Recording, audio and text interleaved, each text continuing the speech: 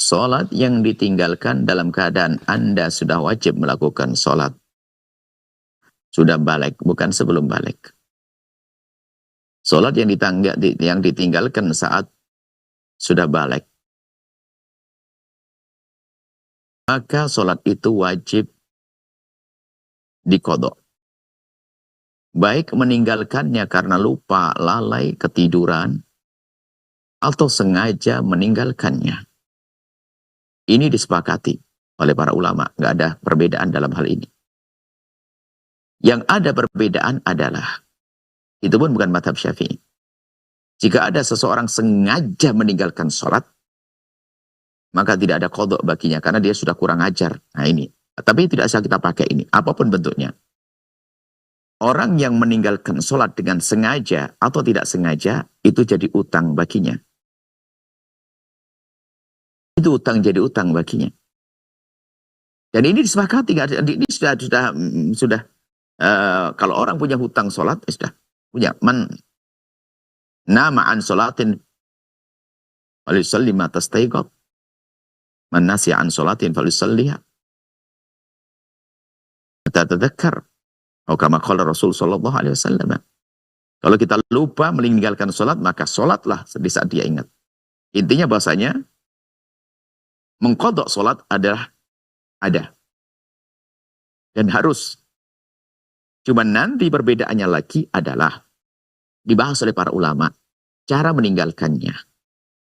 Jika dia di saat meninggalkannya adalah dengan sengaja meninggalkannya tadi, maka dia wajib mengqadha fauran, seketika itu juga segera dibayar. Tapi kalau meninggalkannya karena dia tidak mengerti, lupa dan sebagainya, maka boleh dicicil kapan saja. Nah ternyata yang meninggalkan, mungkin saya disuruh sholat, nggak mau, maka nanti wajib mengqadha segera. Akan tapi jika ini pun juga masih bukan tidak bisa ditawar lah. Artinya begini, jika ada orang memang bandel, saya dulu setiap disuruh sholat nggak mau, sampai 2 tahun saya nggak mau sholat. Tapi setelah itu baru saya sadar ternyata saya salah. Berarti 2 tahun waktu meninggalkan sholat dalam keadaan dia sengaja meninggalkan sholat. Kalau bahasa fikihnya kan wajib mengqadha fauran, spontan. 2 tahun berarti kan 36 hari kali 2 berarti kan 672 hari. 670 itu kali 5. Waduh. Berarti sholatnya berapa jam? Kelenger, nyungsep, mungkin langsung pingsan setelah itu. Tapi bahasa fikihnya semacam itu. Kemudian, apakah ya memang harus begitu? Kalau mampu. Kalau tidak mampu, baru nanti setelah itu ya sudahlah. Yang penting diqadha, dicicil deh, kan begitu ya. Nah, itu kalau orang meninggalkannya karena melanggar tadi. Tetap cicilan itu harus. Tapi yang meninggalkan sholatnya adalah karena tidur dan sebagainya, suka-suka dia. Asalkan dia tidak menduga bahasanya besok bakal mati, maka dia boleh menunda sampai besok.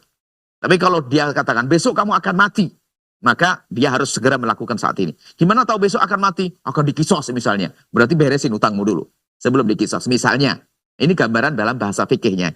Yang jelas, sudahlah. Anda usah kemana-mana. Ada, jangan dengar omongan orang yang mengatakan tidak wajib. Cukup dengan sholat sunnah yang lainnya. Oh tidak. Selagi Anda punya utang, Anda qadha. Yang bertahun-tahun, sama, tetap diqadha. Cuman ngodoknya ya semampu Anda dicicil. Bukan. Caranya gini ya. Kalau Anda merasa meninggalkan sholat bertahun-tahun, dan banyak kita menemukan orang hijrah, subhanallah, khusyuk hari ini luar biasa. Dulu jarang meninggalkan sholat. Orang dipilih oleh Allah. Maka caranya pertama, Anda kira-kira dulu. Berapa sholat yang Anda tinggalkan? Supaya Anda ketemu judulnya. Jadi kalau Anda punya utang kepada seseorang, Anda ingin membayar, Anda ingin mencicil, Anda harus tahu dulu jumlahnya berapa nominalnya. Kalau tidak jelas nominalnya, Anda nggak akan ketemu ujungnya. Dianggap tidak bayar utang, nggak selesai-selesai. Anda stres. Maka Anda kira-kira, saya meninggalkan sholat mulai umur 16 tahun.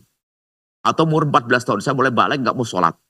Baru sadar saya umur 40 tahun. Waduh, 15 sampai 40. Hitung aja. Berapa? 25 tahun. 25 tahun. Wah, 25 tahun Anda hitung. Berarti 25 tahun saya tidak pernah sholat. Oke, gimana cara mengotaknya? Ya sudahlah. Bismillah karena Allah, ya dicicil pelan-pelan. Habis sholat duhur, duhuran lagi. Habis sholat asar, asaran lagi. Habis sholat maghrib, maghriban lagi, nyantai. Mendahulukan sholat fardunya.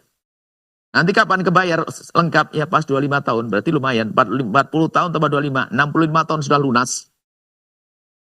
Atau pas Ramadan deh saya jadikan Ramadan qadha. Anda hitung mulai Ramadan hari pertama saya qadha, cicil seenaknya, sesuka hati. Nah, duhur tidak harus dikodok waktu duhur. Duhur bisa dikodok di waktu malam, boleh, bebas. Bayar utang tuh bebas. Yang jelas Anda harus bayar utang. Cuman bedanya adalah segera atau tidak, itu saja.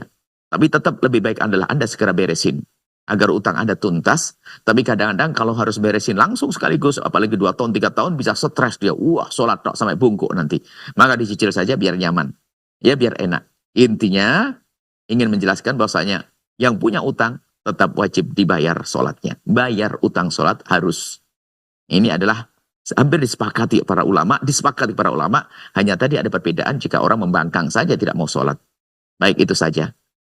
Semoga Allah menjauhkan kita dari meninggalkan sholat. Yang punya utang sholat, cicil pelan-pelan, sampai tuntas, sampai lunas utang-utang sholat tadi. Wallahu a'lam bishawab. Setelah Anda menyaksikan video ini, jangan lupa berselawat kepada baginda Nabi Muhammad sallallahu alaihi wa alihi wa sahbihi wasallam.